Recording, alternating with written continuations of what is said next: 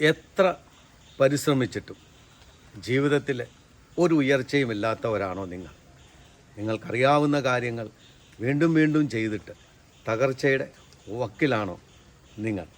ഇങ്ങനെ അറിയാവുന്ന ജോലി അനേക പ്രാവശ്യം ചെയ്ത് മടുത്തിരുന്ന ഒരു കൂട്ടം ആളുകളുടെ ഇടയിലേക്ക് ക്രിസ്തു കടന്നു ചെല്ലുന്നുണ്ട്.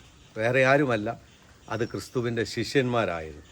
വല എറിഞ്ഞെറിഞ്ഞെറിഞ്ഞ് മടുത്ത് ഒന്നും കിട്ടാതെ നിരാശരായിരിക്കുന്ന ശിഷ്യഗണത്തിൻ്റെ അടുത്തേക്ക് ക്രിസ്തു കടന്നു ചെല്ലുന്നത് വിശുദ്ധ ഗ്രന്ഥത്തിൽ നമുക്ക് കാണാൻ സാധിക്കും.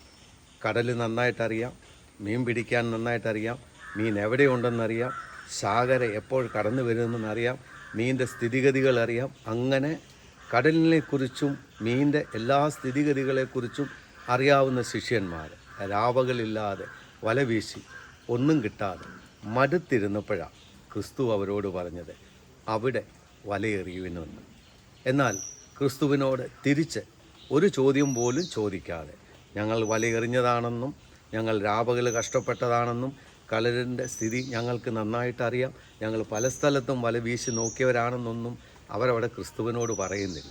പകരം മടുത്തിരുന്നിട്ടും ക്രിസ്തു പറഞ്ഞത് കേട്ട് അവർ വലയെറിയുകയും വല നിറഞ്ഞ് മീൻ ലഭിക്കുന്നത് നമ്മൾ കാണുകയും ചെയ്യുന്നു.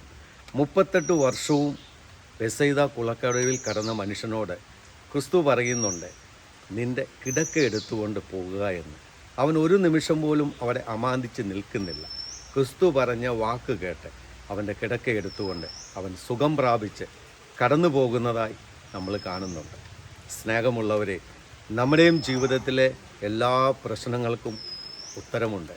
കർത്താവിൻ്റെ വാക്ക് കേൾക്കുവാൻ, അനുസരിക്കുവാൻ ഇന്നും നമ്മൾ തയ്യാറാണെങ്കിൽ നമ്മളുടെ പ്രശ്നങ്ങളും പരിഹരിച്ചു തരുവാൻ ഇന്നും ക്രിസ്തുവിന് സാധിക്കും.